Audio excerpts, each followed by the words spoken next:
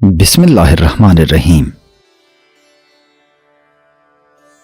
آپ کا مکمل نام سید ابو الحسن علی بن عثمان الحجویری جنیدی داتا گنج بخش لاہوری رحمۃ اللہ علیہ ہے۔ آپ وہ ہستی ہیں کہ جن کے بارے میں غوث اعظم رضی اللہ عنہ فرماتے ہیں کہ اگر میں آپ کا زمانہ پا لیتا تو آپ کی بیعت کرتا۔ آپ رشتہ میں غوث اعظم رضی اللہ عنہ کے ماموں ہیں۔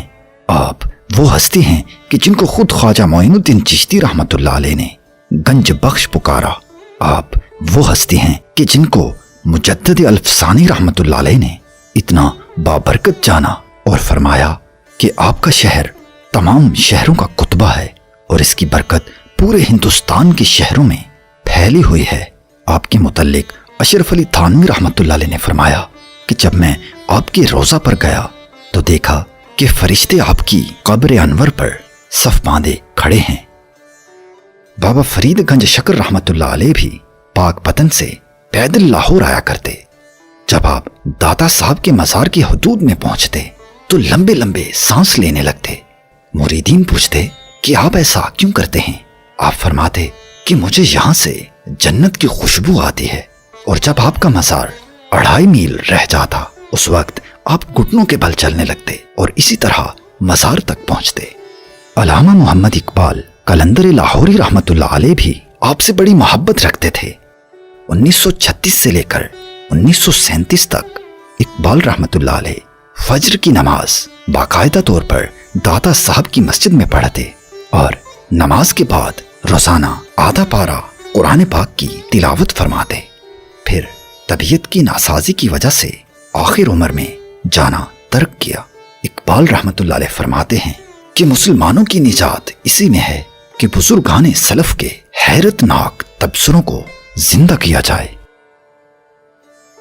ناظرین اکرام، داتا گنج بخش علی حجویری رحمۃ اللہ علیہ کی زندگی کے متعلق کتابوں میں کچھ زیادہ معلومات نہیں ملتی، البتہ جو معلومات میسر ہیں وہ پیش کرتے ہیں۔ آپ کی ولادت باسعادت 400 ہجری میں ہوئی، جبکہ وصال 465 ہجری میں، گویا آپ نے تقریباً 65 سال عمر پائی۔ آپ کے زمانہ کا تعین اس اعتبار سے کیا جا سکتا ہے کہ آپ غوث اعظم رضی اللہ عنہ سے 70 سال پہلے پیدا ہوئے۔ آج یعنی 2023 میں آپ کو اس دنیا سے کوچ کیے تقریباً 951 سال ہو چکے ہیں، مگر آج بھی آپ کا نام روشن اور زندہ ہے۔ آپ کی جائے پیدائش جلاب ہے۔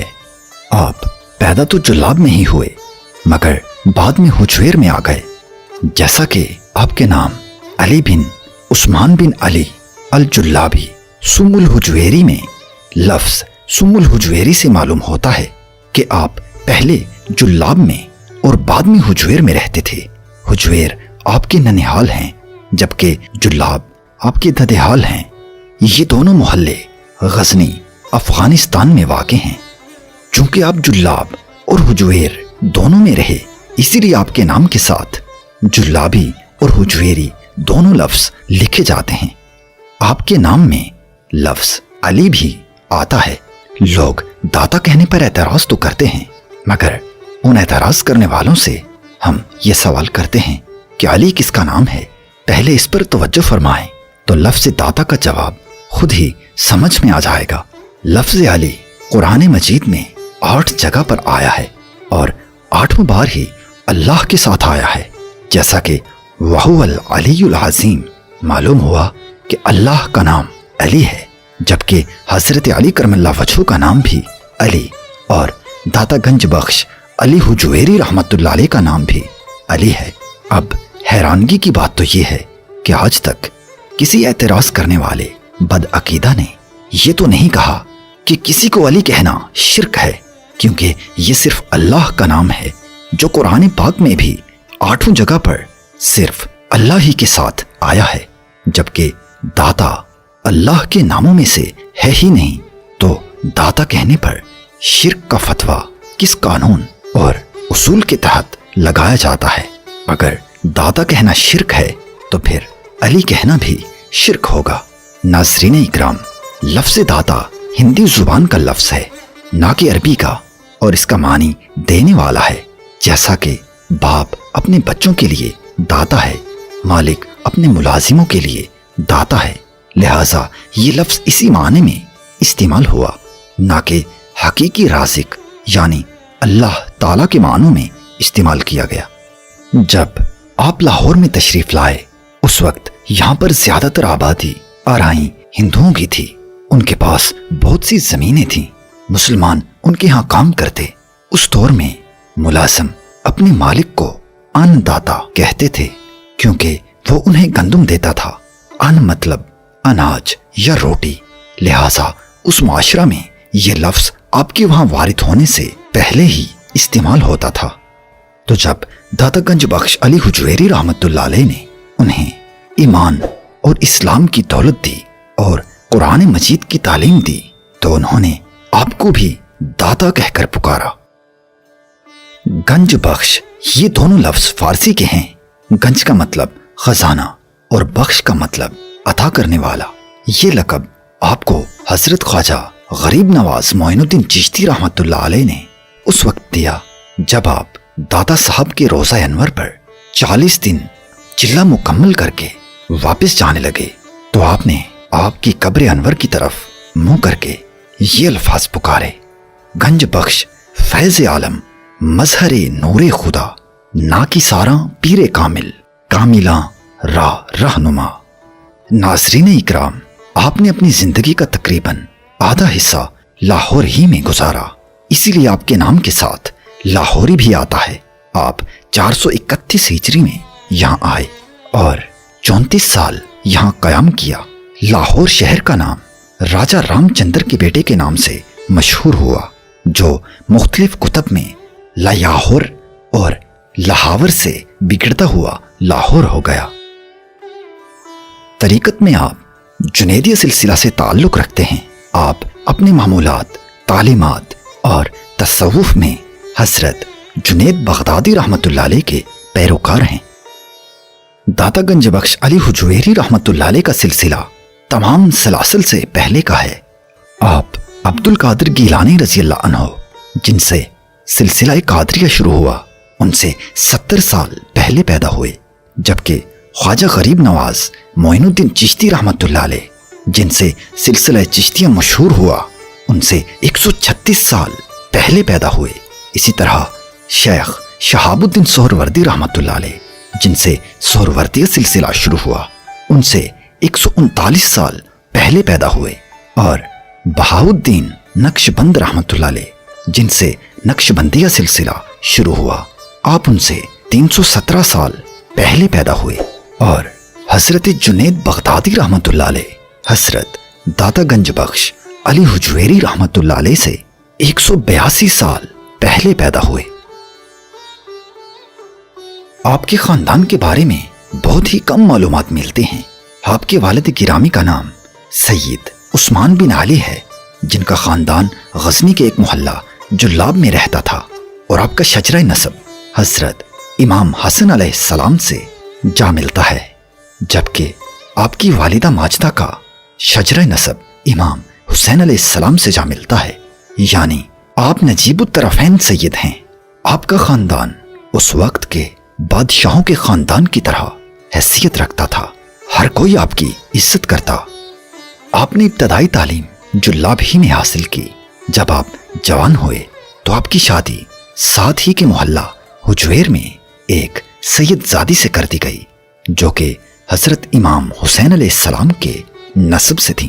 اللہ تعالیٰ نے آپ کو بیٹا عطا فرمایا، آپ نے اس کا نام حسن رکھا، جس کی وجہ سے آپ کو ابو الحسن بھی کہا جاتا ہے۔ آپ کے یہ بیٹے حسن اور آپ کی اہلیہ دونوں ہی آپ کی زندگی میں ہی وفات پا گئے، اور اس کے بعد آپ نے شادی نہیں کی۔ آپ کا پڑھنے اور سیاحت کرنے کا دورانیہ 27 سال پر محیط ہے۔ فارسی زبان آپ کو گھر ہی سے ملی، عربی زبان میں آپ نے مہارت حاصل کی۔ 12 سال کی کم عمر میں آپ نے شاعری کا ایک دیوان کتاب کی شکل میں لکھ دیا، جو کہ آپ کی علمی قابلیت کا منہ بولتا ثبوت ہے۔ آپ غزنی کے علماء اور صوفیاء میں مشہور ہو گئے۔ آپ نے 18 سال تک غزنی میں رہتے ہوئے علم حاصل کیا۔ آپ نے اپنی زندگی میں 300 صوفیہ کرام سے علمی استفادہ حاصل کیا۔ آپ کے بے شمار اساتذہ میں سے 2 اساتذہ کا ذکر آپ نے اپنی کتاب کشف المحجوب میں انتہائی ادب و احترام سے کیا۔ ان میں شیخ ابو العباس احمد بن محمد، جبکہ دوسرے شیخ ابو القاسم علی گرگانی رحمۃ اللہ علیہ ہیں۔ علم اصول اور علم فنا و بقا آپ نے شیخ ابو العباس رحمۃ اللہ علیہ سے حاصل کیا۔ آپ فرماتے ہیں کہ ابو العباس رحمۃ اللہ علیہ سے بڑھ کر میں نے شریعت کا پابند اور تعظیم کرنے والا نہیں دیکھا۔ علم کلام اور فن تقریر میں آپ کے استاذ شیخ ابو القاسم علی گرگانی رحمۃ اللہ علیہ ہیں۔ علم تصوف میں آپ شیخ ابو القاسم عبد الکریم القشیری رحمۃ اللہ علیہ کے شاگرد ہیں۔ جب آپ نے امام قشیری رحمۃ اللہ علیہ سے علم حاصل کیا، اس وقت ان کی عمر تقریباً 40 سال تھی۔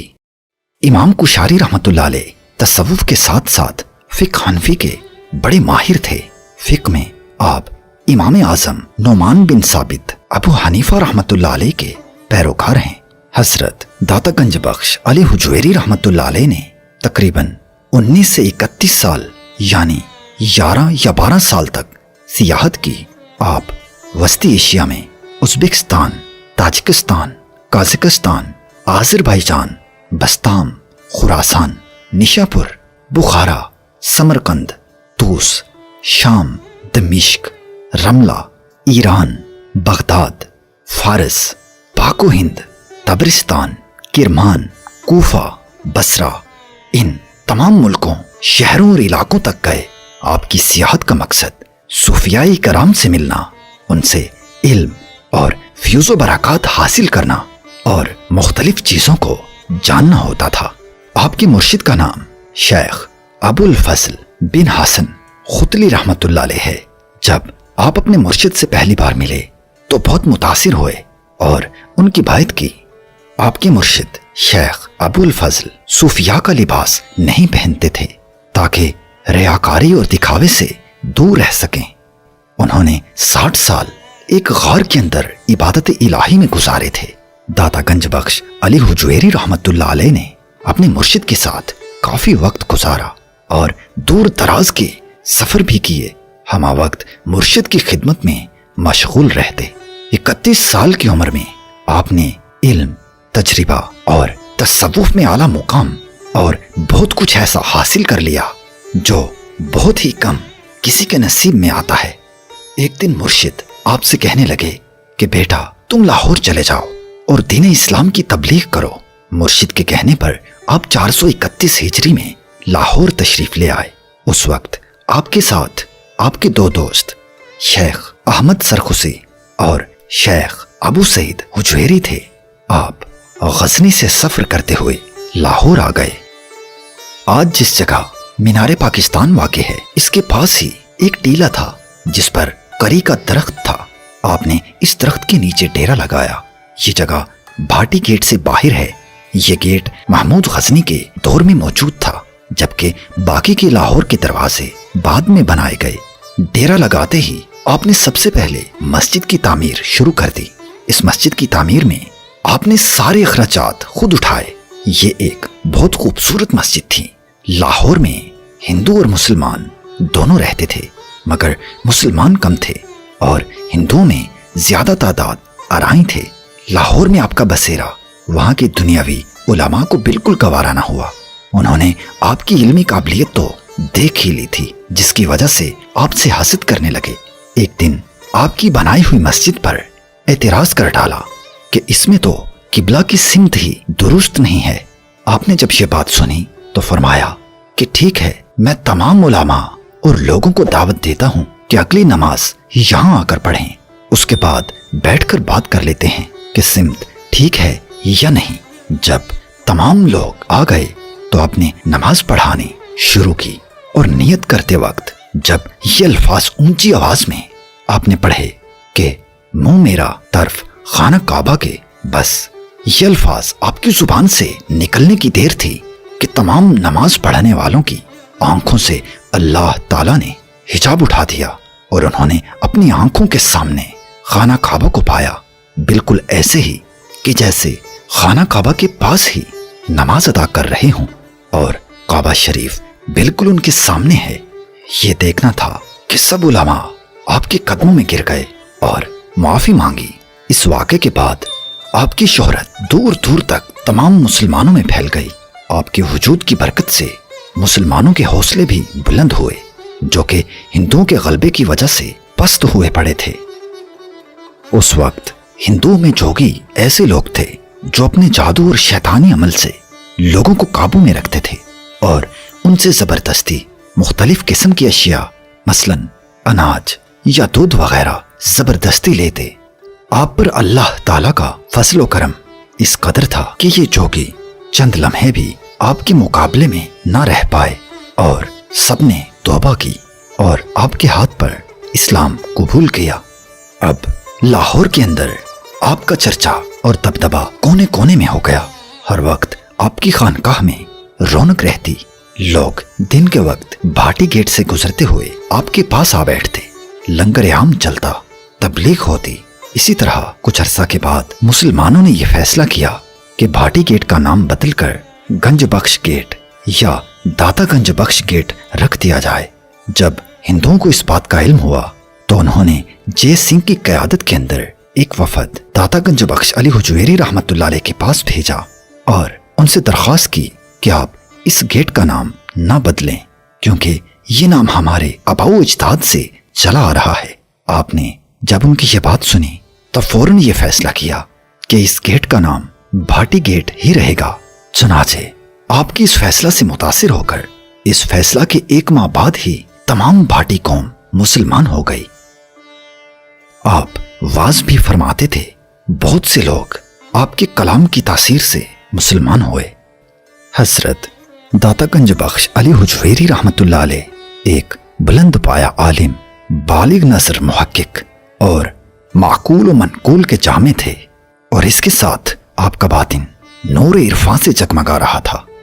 آپ نے مختلف اہم موضوعات پر متعدد کتب تصانیف کی، لیکن بسد افسوس یہ کہنا پڑتا ہے کہ ان گرام آیا تصنیفات میں سے کوئی کتاب بھی اس وقت موجود نہیں۔ بعض کتابیں لوگوں نے چرا لی اور انہیں اپنی طرف منسوب کر دیا۔ اس کا ذکر حضرت داتا گنج بخش رحمت اللہ علیہ نے بڑی حسرت کے ساتھ اپنی کتاب کشف المحجوب میں کیا، اور کئی دوسری کتب ویسے ہی ناپائید ہو گئیں۔ اس وقت آپ کی تصنیفات میں سے صرف ایک نادر روزگار کتاب موجود ہے جس کا نام کشف المحجوب ہے۔ یہ کتاب دنیائے تصوف میں اور تمام تر عالم اسلام میں آپ کی بہترین کتاب مانی جاتی ہے۔ اسے آپ نے غزنی میں لکھنا شروع کیا، مگر زیادہ تر حصہ لاہور میں لکھا۔ آپ نے اس کتاب میں 237 قرآنی آیات، 131 احادیث اور 351 اقوال استعمال کیے۔ 25 بڑی زبانوں میں اس کتاب کا ترجمہ ہو چکا ہے۔ یہ کتاب آپ نے اپنے دوست ابو سعید حجویری کے کچھ سوالات پوچھنے پر لکھی۔ اللہ تعالیٰ نے آپ کو بڑی عزت دی۔ آپ کی عمر 60 سال